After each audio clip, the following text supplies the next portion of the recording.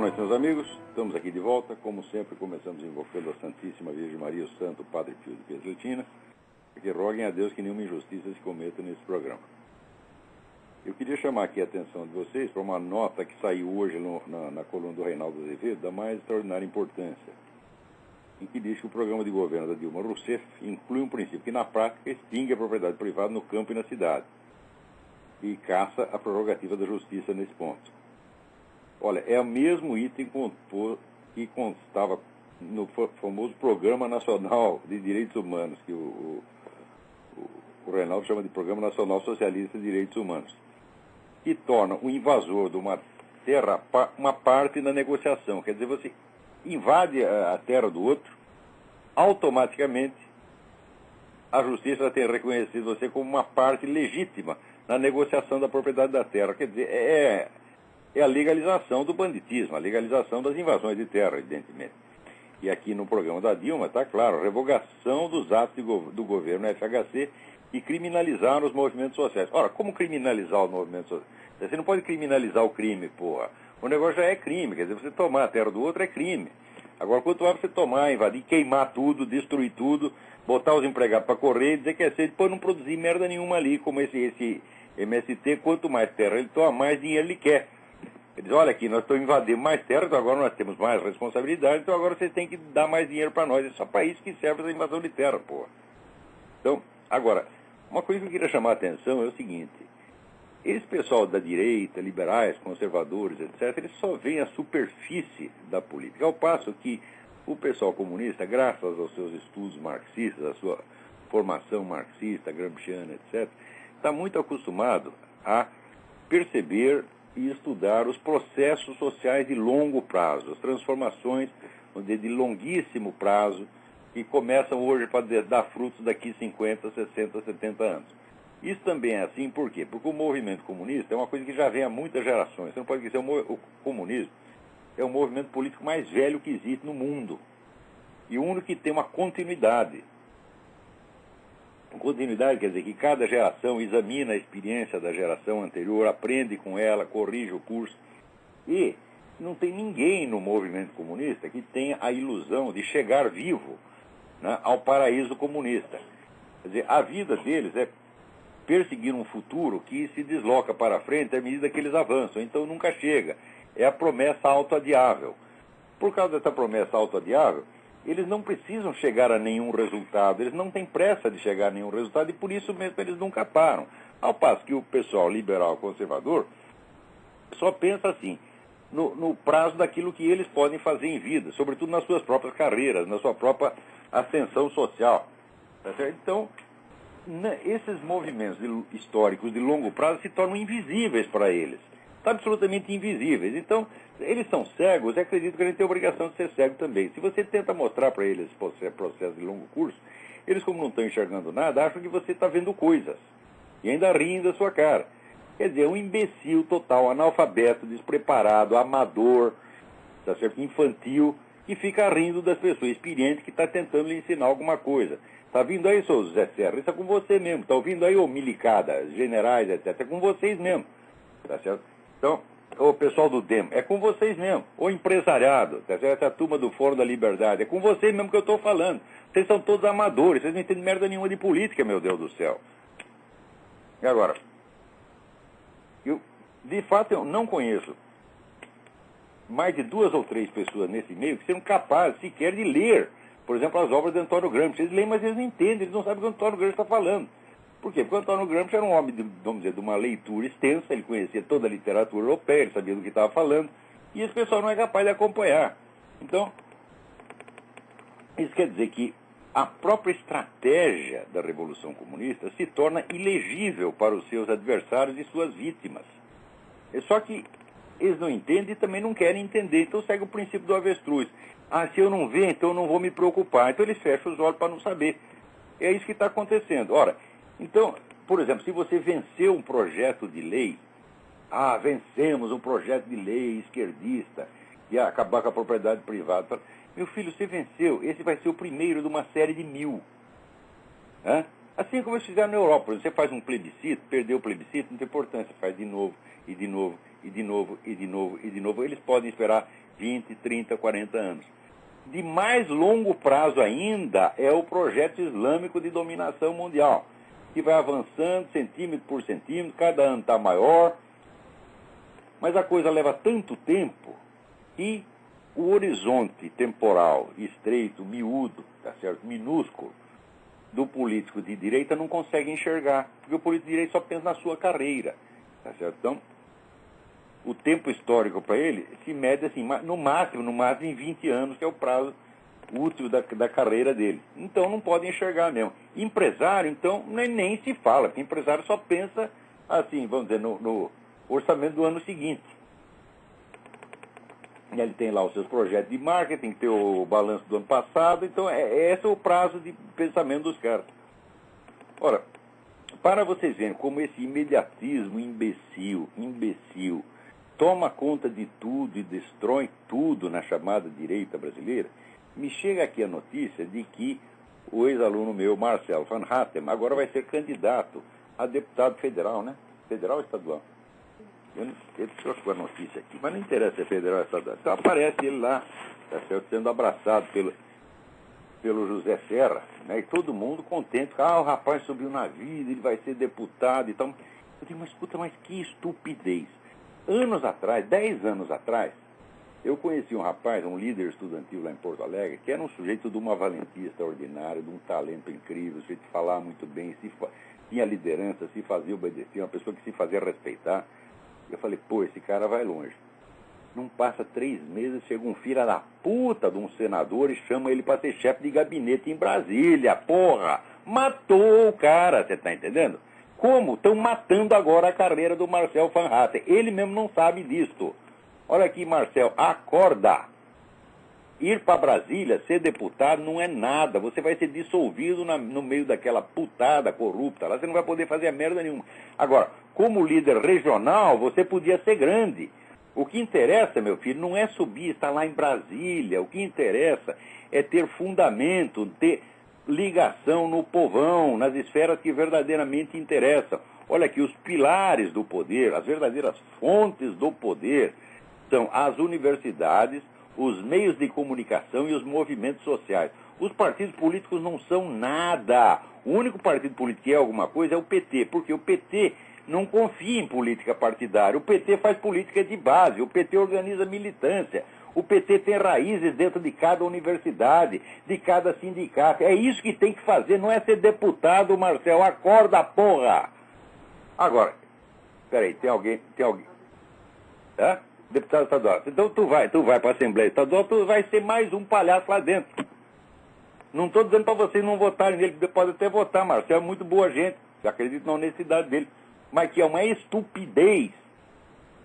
Você que começa com uma carreira estudantil tão promissora, uma liderança estudantil que devia se, sedimentar na universidade, tu tinha que largar de ser estudante para ser professor na mesma universidade, como o pessoal da USP faz. O pessoal sai do banco escolar da USP e vai para a cátedra, e termina dominando toda a universidade, de maneira que lá dentro não há espaço para um inimigo dele.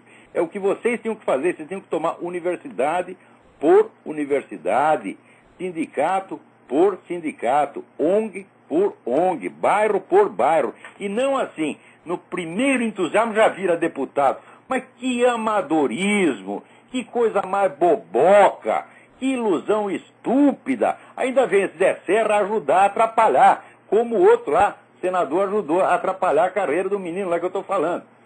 Então, não se iludam com essa coisa.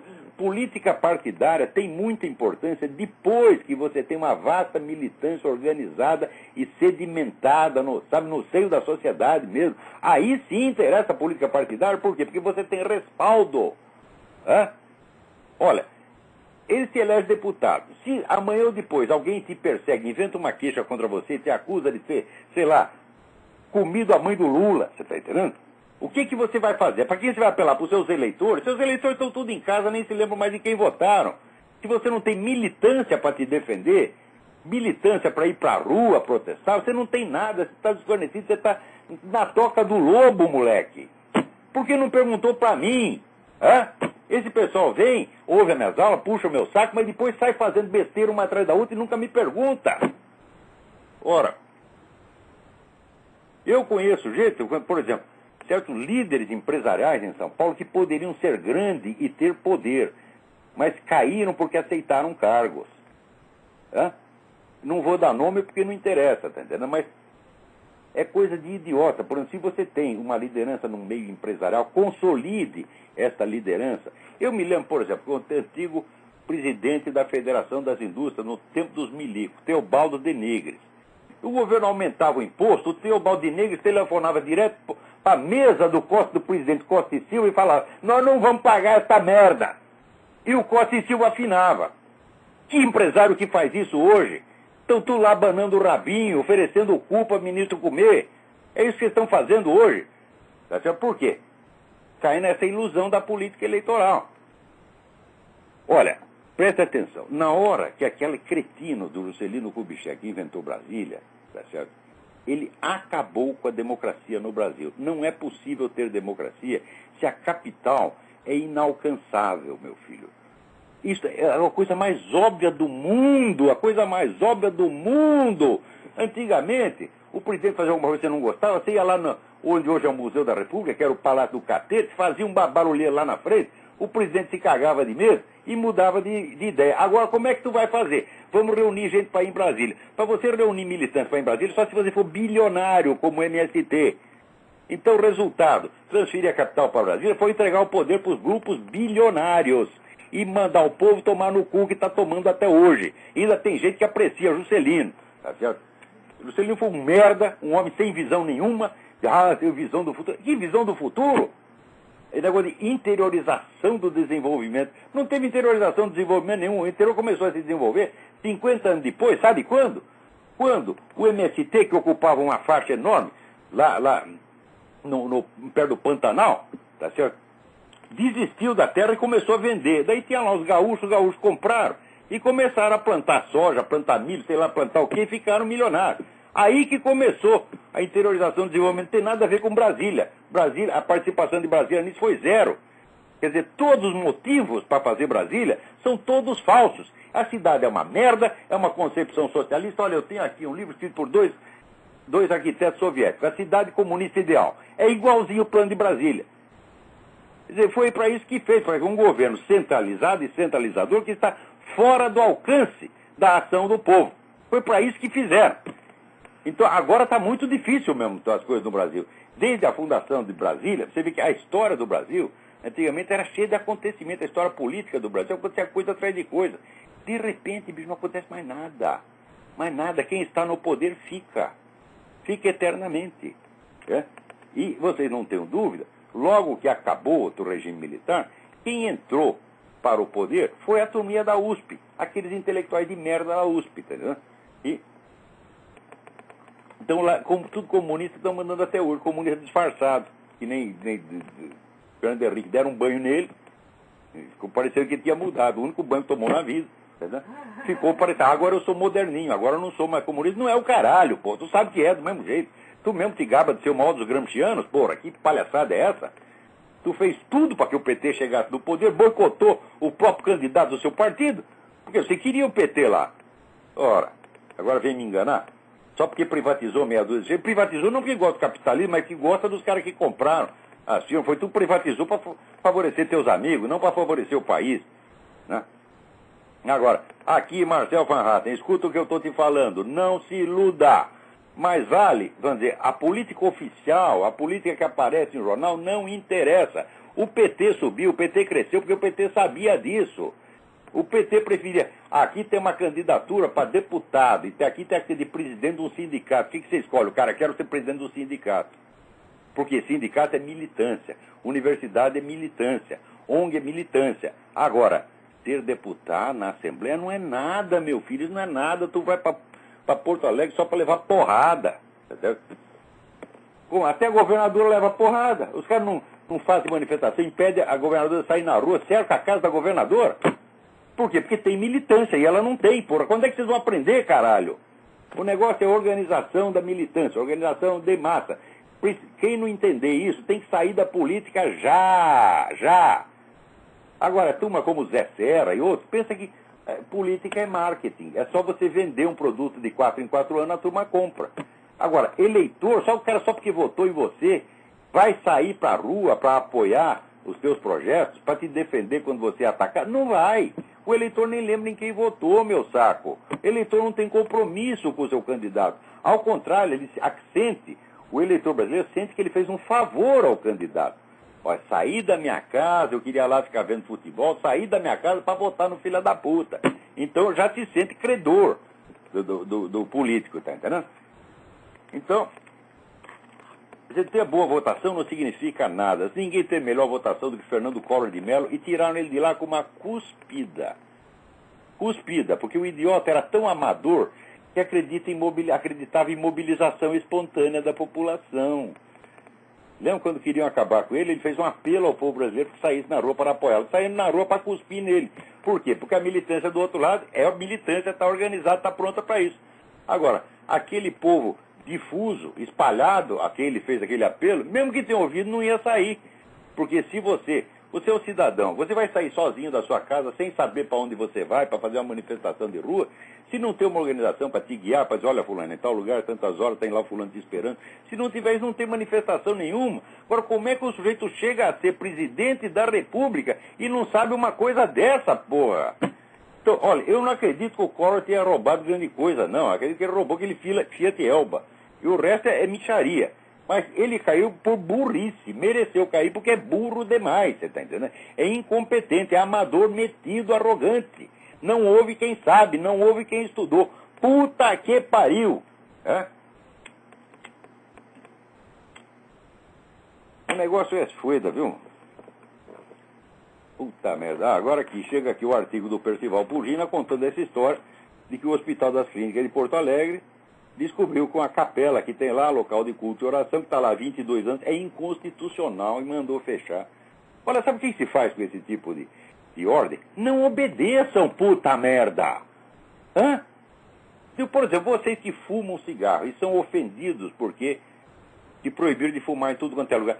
Junta 50 amigos, vai no restaurante e fumam todos juntos. Faça isso uma vez, 2 vezes, 3 vezes, 10 vezes. A porra da lei cai, meu Deus do céu.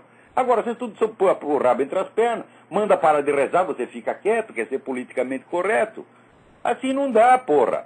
Tem que dizer, nós vamos rezar aqui na sua cara, seu filho de uma puta. Tá bem? Você vai rezar lá pro Satanás, vai oferecer sua bunda pro Satanás, porra. Olha aqui, porra. Agora, aqui, por que não vai pra frente? Aqui, leu lá no Júlio Severo. Aqui, esse bispo Manuel Ferreira, né? Que vai aqui liderar a campanha da Dilma entre os evangélicos.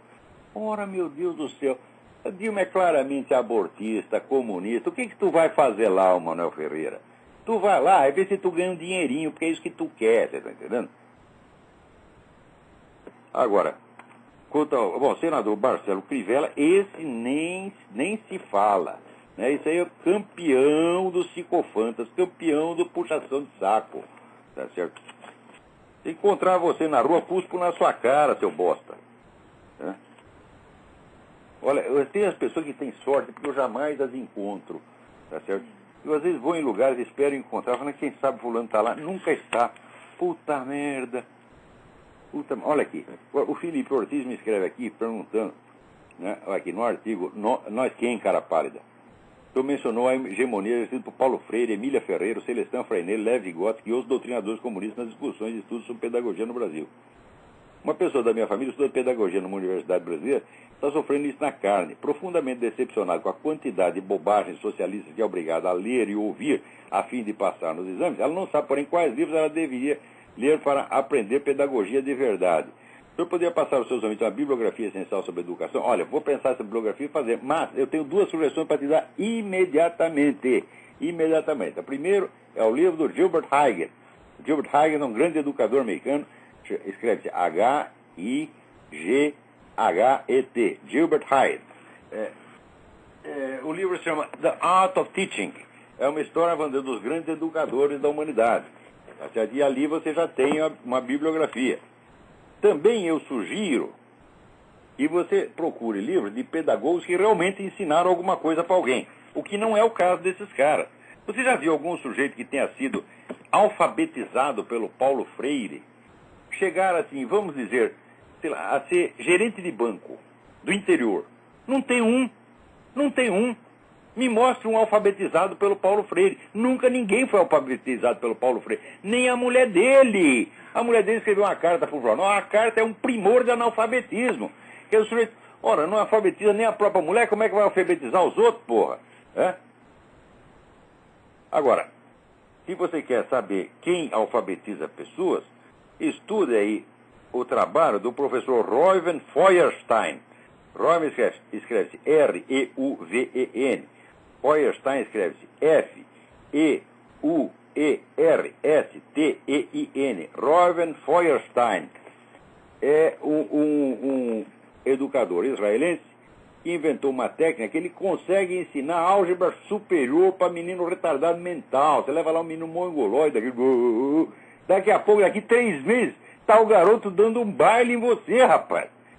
O Feuerstein faz isso, porque ele descobriu a coisa mais óbvia do mundo, olha, todos esses educadores aqui, Paulo Freire, Emília Ferreira, e sobretudo Jean Piaget, que o pessoal puxa tanto o saco do Jean Piaget, para mim é uma besta quadrada, eles não sabem uma coisa, que a educação não se dá, o processo de aprendizado não se dá entre o sujeito aprendizado e o mundo. Não é assim, tem eu aqui e tem lá o objeto dos meus estudos, o mundo. Não é assim, entre eu e o mundo tem um treco que se chama professor. Professor, tá entendendo? Quer dizer, é o mediador. Sem o mediador não há educação, cara, não há processo de aprendizado direto entre o sujeito e o objeto. Não existe isso. E o Jean Piaget passou a vida estudando isso que não existe. Daí o Feuerstein chegou lá e inventou um negócio que se chama aprendizado mediado. Por quê? O nome é até redundante, porque todo aprendizado é mediado. Se não tiver mediador, não tem aprendizado. Então ele diz, precisa de alguém que ajude o sujeito a aprender. E esse alguém é o professor. E você tem que fazer de tal modo que o seu aluno queira melhorar. O Reuven Feuerstein escreveu um livro que chama Não Me Aceite Como Eu Sou. Isso é a regra número 1 do professor. Você tem que olhar o seu aluno não pelo que ele é agora, mas pelo que ele pode vir a ser. E você tem que apostar nele. Tá certo? Eu, quando pego meus alunos, quando aceito meu aluno, eu digo, aqui, tu vai sair daqui sabendo essa coisa, nem que eu tenha que te matar, desgraçado. Você vai aprender de qualquer jeito, tá entendendo? E eu aposto neles, e nunca tive que matar ninguém, nem tive nem que gritar, todo mundo aprende. Eu tenho muito orgulho disso. Você pega qualquer meu aluno meu com 2 anos de estudo, dá um baile, tá certo? Em qualquer professor universitário de filosofia, né? Então, agora eu não escrevi nada sobre educação e não tenho teoria educacional nenhuma, tenho só minha prática. Eu sou um modesto professor, não sou um educador, propriamente no sentido teórico da coisa. Então, vão lá no Reuven Feuerstein, tá? Olha aqui, ele só tem esse livro que é Não Me Aceito Como Eu Sou, mas tem aqui um livro, escrito por 3 alunas dele, que explica tudo direitinho. Elas chamam-se Mandia, M-A-N-D-A, Mentis, M-E-N-T-I-S. A outra é Marilyn Dunn Bernstein e Marlene Mentis. Mas se vê só pelo nome da primeira, Mandia Mentis, você já localiza isso pelo Bookfinder. E o livro chama-se Mediated Learning. Mediated Learning. Olha, é da mais alta importância esse trabalho. É um livro prático, tem muito exercício, você vai aprender a coisa direitinho. Por esse exercício você pode até começar aí tentando aplicar. Se você está em Curitiba, Paraná, você procure lá esses meus maravilhosos alunos e colaboradores do Instituto Olavo de Carvalho, a Luciane Amato e seus colaboradores, porque eles são formados na técnica Feuerstein. Tem outro amigo meu, Ahmed El Tassa, que mora na China, que é um brasileiro, apesar do nome, né? Ahmed Youssef El Tassa. É difícil de falar, mas o cara é brasileiro. E ele mora na China com a bolsa lá do governo chinês. É o primeiro não chinês que foi admitido na Academia de Ciências da China, tá certo? O homem é um erudito formidável, e ele foi aluno do Feuerstein, fez um monte de curso do Feuerstein. Ele, inclusive, ele disse o seguinte, ele disse que o meu curso tem efeitos intelectuais parecidos com o do aprendizado Feuerstein, se bem que eu não dou aula para criança, eu não sei ensinar criança, eu sou professor de adulto, tá certo? Então, aqui, aliás, o Felipe Ortiz, que me escreveu essa carta, ele é aluno do seminário. Então, eu vejo a inteligência dos alunos despertar, acordar e se fortalecer dia a dia, tá certo? E eu não estou dando essas aulas para fortalecer a inteligência. Estou simplesmente ensinando filosofia. Só que a coisa tem um efeito que vai para além do mero aprendizado. Só que eu não sei teorizar a coisa. Eu sei fazer, mas não sei ensinar como se faz. Tá certo? Tanto que, até hoje, eu não encontrei, vamos dizer, um aluno que pudesse, vamos dizer, me substituir nas aulas, com exceção, vamos dizer, desse pessoal lá de Curitiba, a Luciana Matos, que é a pessoa que mais estudou esse meu material ao longo do mundo e que é um talento extraordinário, uma mulher de uma coragem, de uma perseverança maravilhosa, né? Então, eu sei fazer, mas eu não sei ensinar como é que faz, tá certo? Agora, o Feuerstein, ele faz, ele ensina como é que faz, e as pessoas saem aplicando essa técnica e obtendo resultados maravilhosos. Então, não esqueça esses dois nomes, o Gilbert Hyatt, The Art of Teaching, a arte de ensinar, e eu acho que tem uma tradução no Brasil, salvo engano. Se não tiver, vai ter que ler em inglês. Também está querendo moleza? Pô, né? E o livro da Mandia Mentis, Mediated Learning. Fica por enquanto as sugestões. A partir do livro do Hyatt, você tira outros títulos de livros que deve ler, mas eu mesmo vou tratar de providenciar essa bibliografia que você pediu. Também não deixem de ler aqui no site www.yocreoenplazas, creo, C-R-E-O-N-E-N, plazas, Plazas.com, que é o site organizado pelo filho do coronel Luiz Alfonso Plazas, para dar conta de toda a monstruosidade que foi esse julgamento do pai dele. Está lá agora reproduzido um artigo do Fernando Londoño. Fernando Londoño foi um político importante, é um radialista de enorme audiência em Bogotá. Eu dei uma entrevista para ele quando estava lá, e tem esse artigo dele que se chama El Negócio de las Desapariciones. Porque o coronel foi o sujeito que desocupou o Palácio da Justiça quando invadido pelo M-19, subsidiado pelo traficante Pablo Escobar, ele que tirou as pessoas de lá dentro, salvou quase 300 pessoas lá dentro, foi acusado pela desaparição de 11 pessoas, tá certo?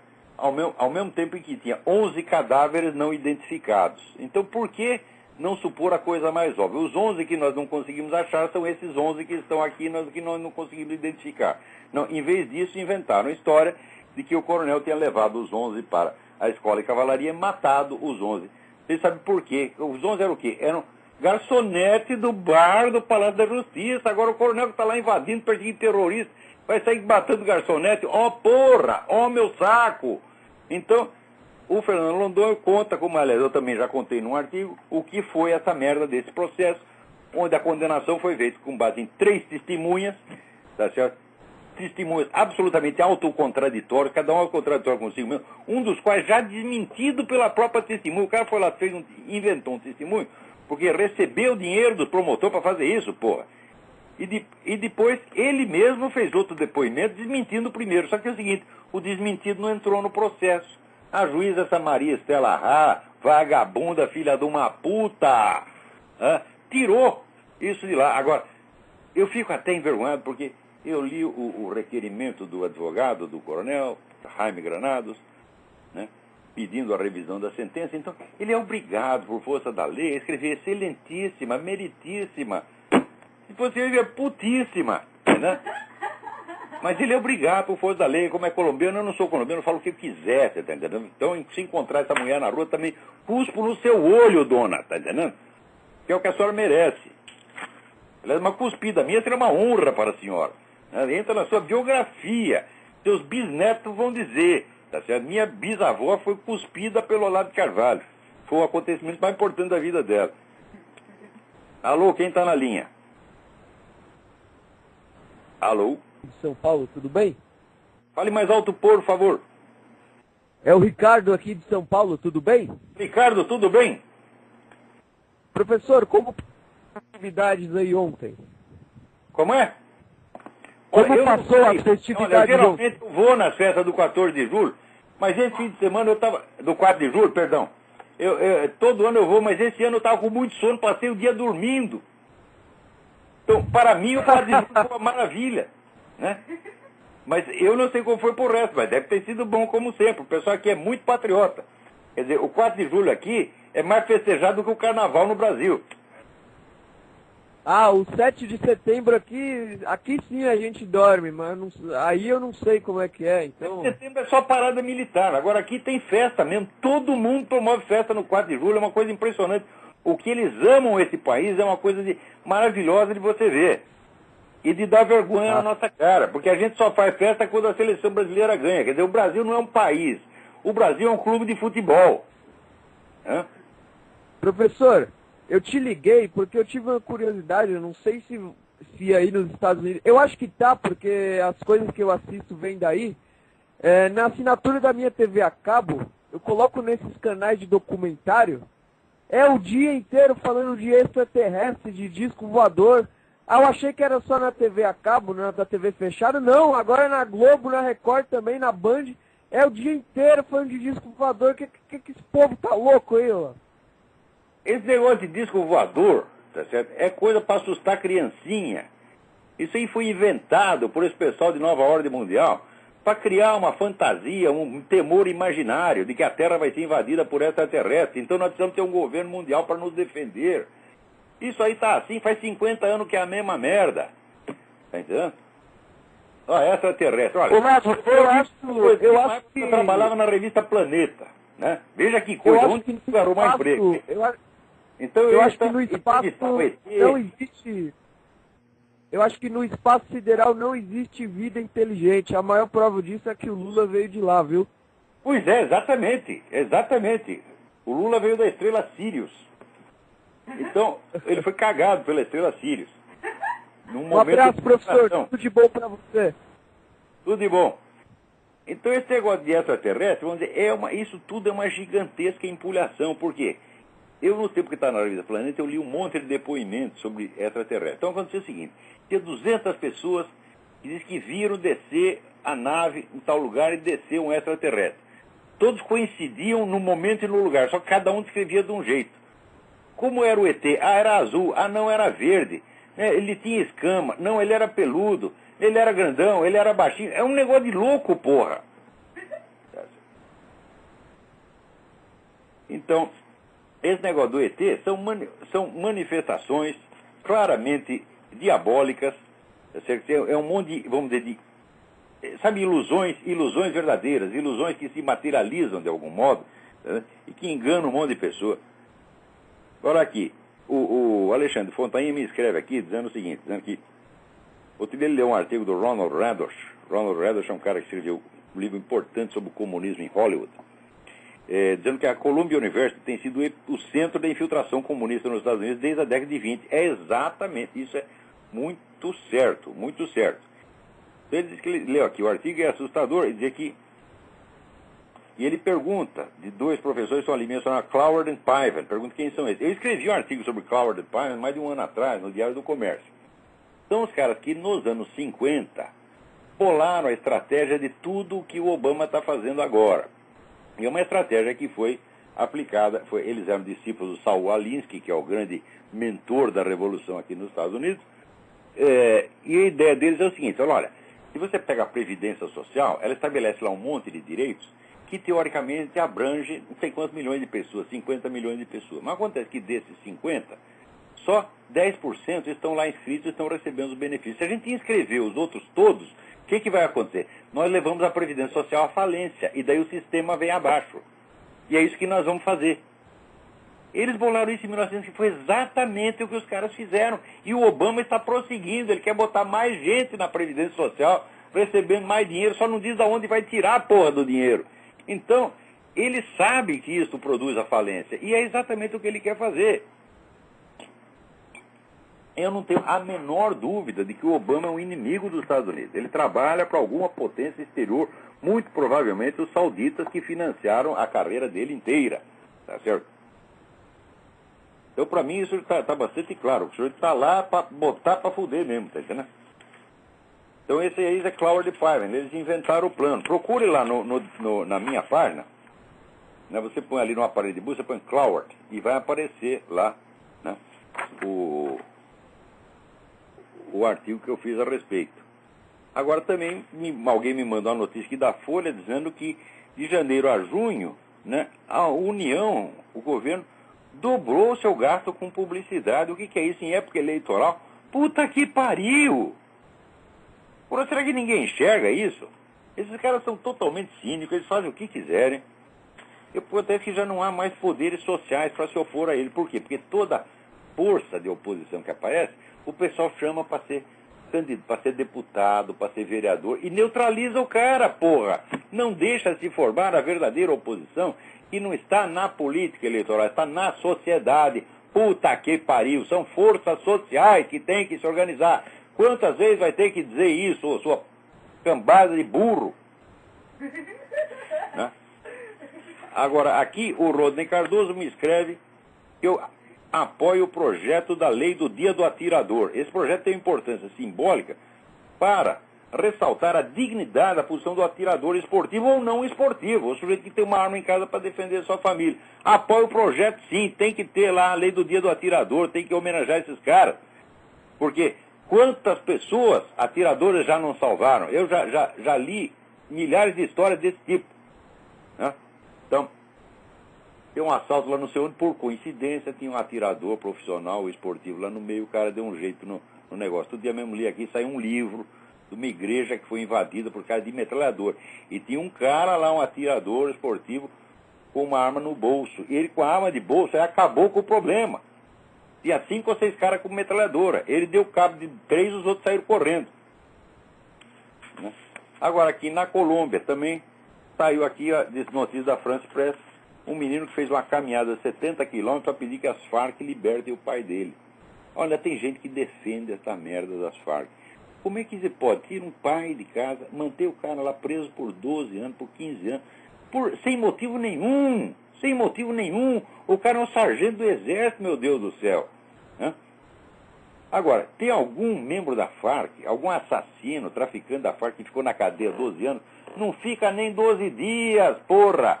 Porque a putada toda se imobiliza, que nem o pessoal que invadiu lá o Palácio da Justiça, foram todos anistiados. Quer dizer, o criminoso é anistiado e o policial que os prendeu, o homem do exército que os prendeu, vai pra cana. Então, isso aí é como se faz um golpe de Estado por via judicial. Até quando... Olha, o problema é o seguinte, esse pessoal de esquerda, pessoal revolucionário, eles pensam em revolução 24 horas por dia e eles têm dentro do seu coração um ódio infinito, um ódio que nada aplaca, nada aplaca. É? E o outro pessoal, não, eles pensam em política de vez em quando.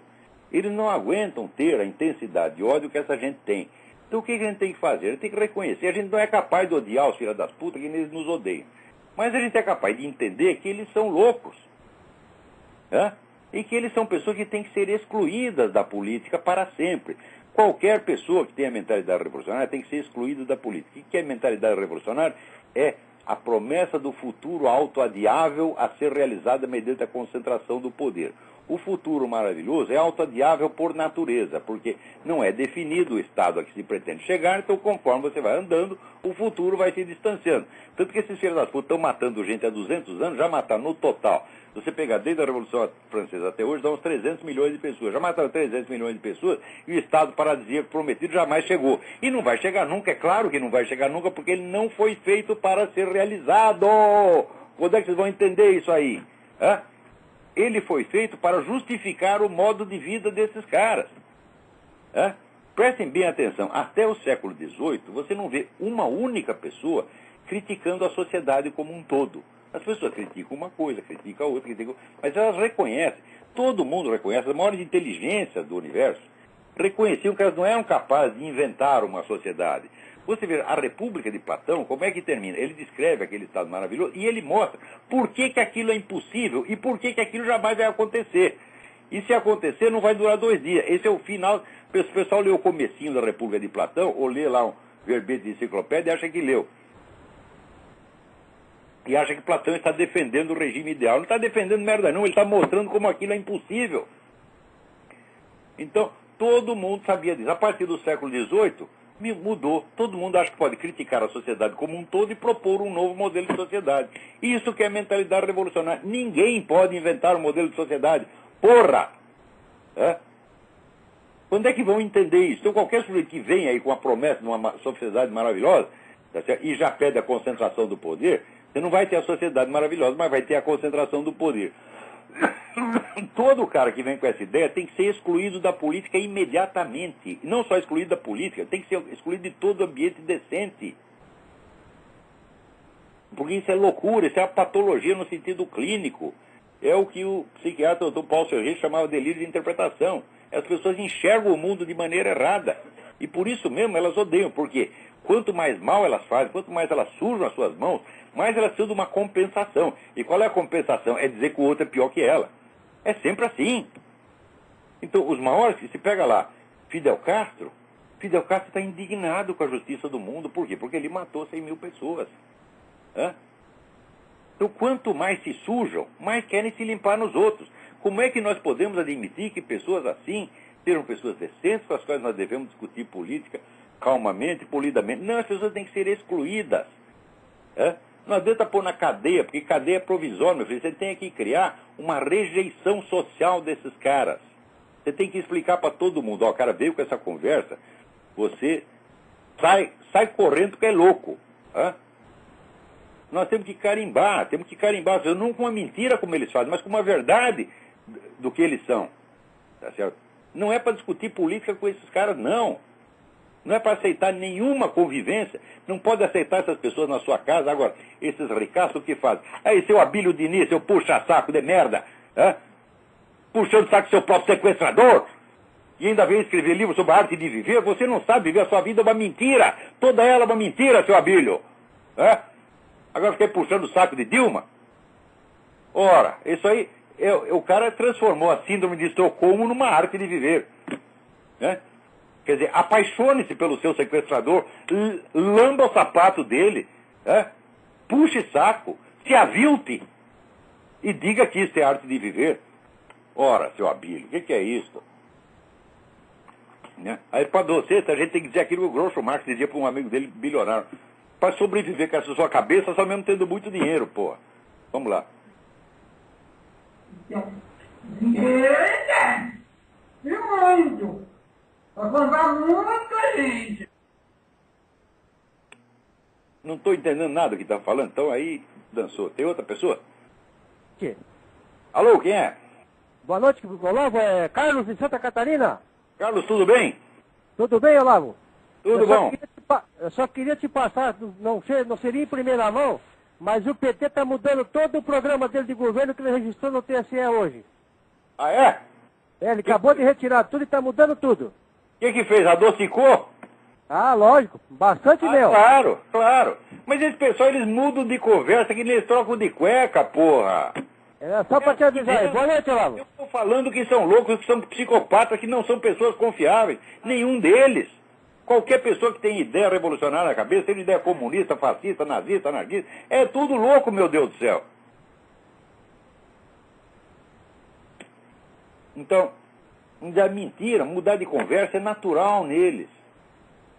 Eles passam do terror para a sedução, da sedução para a chantagem emocional, da chantagem emocional para a autovitimização, depois volta para o terror de novo, o tempo todo.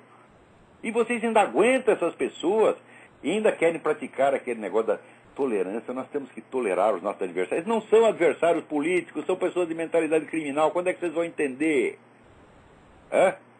Adversário político é se você pegar, por exemplo, você pega lá o Partido Trabalhista Britânico, o Partido Conservador Britânico. Ninguém lá quer fazer uma sociedade nova. Eles sabem que cada cara sabe que o que ele fizer no governo dele, o governo seguinte pode desfazer. E aceita essa regra do jogo. Todo político decente, ele tem que se submeter a essa regra. O que eu fizer no meu governo pode ser desfeito no governo seguinte. Por quê? Porque eu não sou infalível. Agora, esse pessoal não, as mudanças que eles querem é de uma vez por todas. Eles não precisam chegar a fazer o que eles querem, mas eles impedem os outros de fazer qualquer coisa. Então, isso não vai parar no mundo, essa merda não vai parar, enquanto as pessoas não tomarem consciência de que ser revolucionário não é normal. Seja revolucionário explícito, seja disfarçado. O camuflado é pior ainda. Olha aqui, a cidade de Chicago acabou de aprovar novas restrições contra a posse de armas pelo cidadão comum. Quer dizer, veja, a Suprema Corte já decidiu que o direito de ter armas é universal. Quer dizer, não pode ser, é um direito federal. Daí vem a cidade de Chicago e manobra.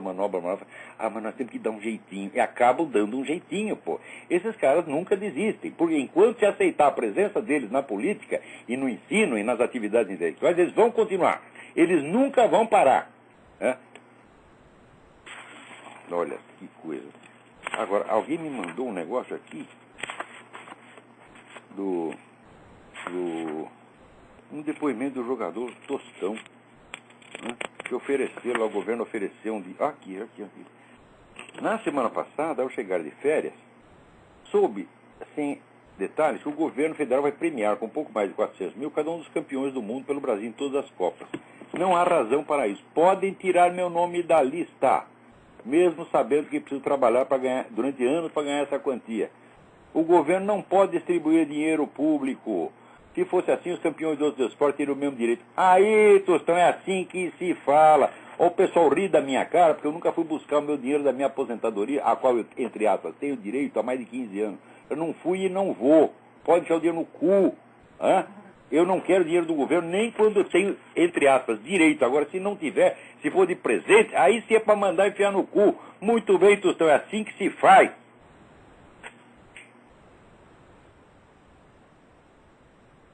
Vamos lá, quem está na linha aí? Alô? Alô? Alô, professor Olavo? Sim. Aqui é Alberto, São Paulo. Aqui é Alberto, de São Paulo. Tudo jóia. Eu gostaria de parabenizá-lo pelo incrível trabalho que o senhor tem feito com as mentes de alguns poucos brasileiros, levando a gente a pensar.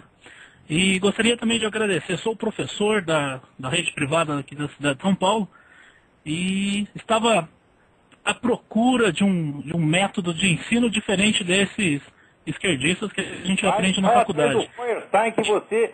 Olha, o Feuerstein, rapaz, vai ter um tesouro na sua vida. Sua vida vai mudar. Eu fiz a leitura do Mortimer Adler, que o senhor fez com a recomendação. Não é outro, só que daí já é um ensino mais avançado, né? Mas para ensinar criança, o negócio é o Feuerstein. Eu tenho algumas perguntas aqui. A educação liberal é a saída para a formação do indivíduo de qualidade. Isso é uma afirmação. Não tem a Agora, menor como dúvida. levar isso a um grupo de jovens com o pensamento brasileiro? Olha, a gente primeiro, a lista dos livros que o Adler usa, a gente teria que introduzir algumas modificações. Eles não eram obrigados a seguir a lista. Mas a técnica básica é essa, ler os grandes livros da humanidade em todas as áreas, todas as disciplinas. E, sobretudo, os livros que inauguraram disciplinas.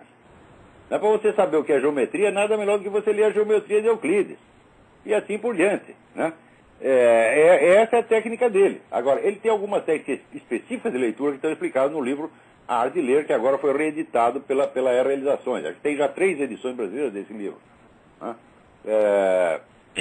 Eu fiz a leitura do A Arte de Ler. Para ensino avançado, quer dizer, não é para criança isso aí. Você precisa pegar um rapaz de pelo menos 15, 16 anos para acompanhar um negócio desse. Então, para crianças, eu sugiro mesmo a adoção do método Feuerstein.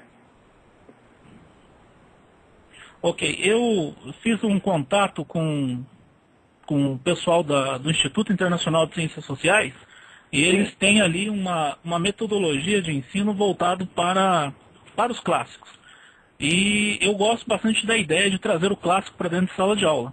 E a minha surpresa, os adolescentes não têm resistência a eles. Claro que não, eles têm interesse, cara. Eles gostam bastante. Dá para fazer uma coisa interessante que é a indicação individual de cada livro para cada aluno. Eles se sentem totalmente especiais e gostam da atividade feita. Uma outra coisa que eu gostaria de comentar é que foi através das suas aulas, na verdade dos seus comentários pelo Blog Talk, que eu conheci o Bruno Tolentino. E faz 3 anos agora, dia 27 de junho, da morte dele, né? Então, só fazendo também agradecendo pela qualidade do pensador que o Bruno Tolentino é. Eu acho que o Bruno é o maior desconhecido desde Camões. Eu acho que ele dá pelo menos de 3-0 no Carlos Drummond de Andrade. E eu tive o prazer de conhecê-lo. Acho que a indicação do programa de hoje está muito bom. era a pessoa mais divertida que eu conheci. Você conviver com o Bruno, você dava risada o tempo todo. Era um negócio que às vezes você passava mal com as histórias que ele inventava. É fantástico, fantástico. E o que o senhor tem a dizer durante as palestras do senhor? A gente percebe que o senhor tem um comentário muito triste com relação aos professores do Brasil. Dizem que não tem professor formado, os professores têm uma coisa que todo mundo vai chegar. Primeiro, nós temos professores demais. Para cada 100 professores, você tem que ter um qualificado. Então, não adianta você querer dar o que você não tem. E eu acho que a educação popular no Brasil, ela se adiantou em relação à educação da elite. Você precisa educar a elite primeiro, porque a educação é um sistema de círculos concêntricos, ela vai expandindo de dentro para fora. Então você tem que educar primeiro a camada intelectual mais elevada para que ela crie um círculo de professores, o círculo de professor cria outro círculo até chegar no povão. Agora, no Brasil, eles querem educação popular sem ter educado a elite, ou seja, os caras querem educar os outros sem ter educado a si mesmo. É o caso de todos os ministros da educação. Eu não conheci um ministro da educação que fosse um homem de verdadeira cultura. O cara não se educou a si mesmo, quer educar o outro. Ora, eu comecei a desempenhar atividade pedagógica depois de muito esforço para me educar a mim mesmo. Tá certo? E você vê, Aristóteles entrou na academia de Platão com 18 anos de idade, saiu com 38, e aí ele começou a ensinar, porra. Agora esse pessoal não. Faz aí um cursinho de merda, que ele não presta atenção, e já sai enfiando merda na cabeça das crianças, porra. E acha que isto é maravilhoso. Você tem que ir lá ensinar comunismo, ensinar luta de classe para as crianças, ou ensinar ódio para as crianças, e ensinar também a dar o cu, que é importante para você progredir na vida. Certo? Então, é isso que estão ensinando para as crianças. Agora ainda faz greve de professor, que é aumento. Devia ter aumento de porrada, aumento, sabe chinelo? Chinelado na sua bunda. Você tem que devolver vocês para suas mães. Tá certo? É isso que tem que fazer, porque faltou. O problema brasileiro começa na educação doméstica. As pessoas não sabem educar seus filhos em casa. Às vezes, assiste esses filmes americanos que o Hollywood só espalha merda pelo mundo, né? E ensina assim, que o pai deve tratar os seus filhos igualitariamente, ele deve compartilhar com eles as suas decisões. E daí daqui a pouco está o filho de 5 anos passando o pito no pai. E eles acham isso lindo. Só que é o seguinte, isso não funciona, caralho. É? Então, ensina essas coisas e mostra esse modelo corrupto da família americana, que é um modelo que não existe na praça, só existe na cabeça de Hollywood. As famílias de Hollywood são daquele jeito. Todo mundo grita com todo mundo respeita todo mundo. As famílias de Hollywood são assim, mas se eles passam essa imagem para o mundo, e tem gente, aqui também tem gente que acredita nisso e fica igualzinho. Agora, no Brasil, acredita muito mais. Então, começa com a corrupção da educação doméstica. A educação doméstica, por sua vez, começa com a igreja. O Brasil não tem mais igreja, pô. A igreja católica pediu demissão. Tá tudo aí trabalhando para Dilma, pô. Como é que pode ser? Por que a igreja católica pediu demissão? Porque é um bando de... Tem alguma razão? Porque ficaram... Olha, o Concílio Vaticano II meteu na cabeça dos caras que eles têm que se reconciliar com o mundo. Quando Jesus Cristo falou, não é para ter negócio com o mundo. Nosso negócio aqui é o outro mundo. Esse mundo aqui está perdido, aqui é o reino do Satanás. Nós temos que virar as costas, porque se a gente começa a se oferecer para esse mundo nos come. É a coisa mais óbvia do mundo, pô.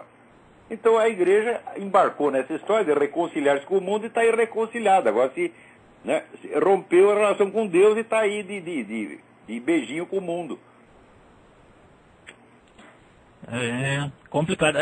Eu às vezes acho a igreja católica no Brasil muito esquerdista. Mas é mesmo. Povão. Não é só esquerdista e sem vergonha, meu Deus do céu. São os caras que se vendem por qualquer dinheiro. Mesmo o pessoal que se diz conservador, direitista, meu Deus do céu, como são intrigantes, como são fofoqueiros. É uma coisa meio... Olha, a decadência do Brasil começou com a destruição da Igreja Católica, porque o Brasil foi feito pela Igreja Católica. O Brasil foi feito pelos jesuítas, meu Deus do céu. O Brasil foi feito por duas coisas, a Igreja Católica e o Exército. Se você corrompe essas duas coisas, acabou o Brasil. Né? Então, aqui nós... Bem, muito obrigado. Foi feito pelas igrejas. Né? Então aqui tem, vamos dizer, os pilares dos Estados Unidos são as igrejas protestantes e a maçonaria. A maçonaria aqui é uma coisa bastante decente, que fez muito bem para o país. Né? Não é que nem a maçonaria em outros lugares, como na França, por exemplo, que é tudo comunista, anticatólico, filha da puta. Isso aqui não são assim, não são antirreligiosos de maneira alguma. Então, e a maçonaria no Brasil? Eu não estou acompanhando, mas pelo que eu sei, ela não é como a maçonaria francesa. Eu não vejo esse anticatolicismo louco na maçonaria brasileira. Inclusive, é bom saber que a República Brasileira nasceu de uma aliança entre a Igreja Católica e uma parte da maçonaria. Teve uma revolta lá contra o Império, então, e foi a partir do advento da República que a Igreja Católica teve alguma liberdade no Brasil que antes não tinha. O imperador, quaisquer que fossem os seus méritos, que são inegáveis, ele era anticatólico, tá certo? E perseguiu muito a Igreja Católica, os dois imperadores. Então, com a República, a Igreja finalmente pôde respirar um pouco, pôde abrir escolas, pôde criar novas paróquias, etc, etc. E isso foi graças à aliança da Igreja com uma parte da maçonaria. Então, a coisa não é tão ruim assim.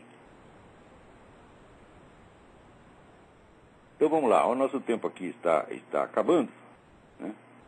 E, peraí, tem mais um chamado aí. Alô, Alô, Leandro? Quem é? É Leandro? Leandro, tudo bem? Tudo bem? Eu queria saber o que o senhor acha das leis que criminalizam a palmada como meio dos pais disciplinarem os filhos e se há eficácia na palmada. Eu já disse, essa aí foi uma lei que os deputados fizeram para se defender contra as suas mães. Eles proibiram as mães deles de dar palmada neles, que é o que eles mereciam, porra. Né?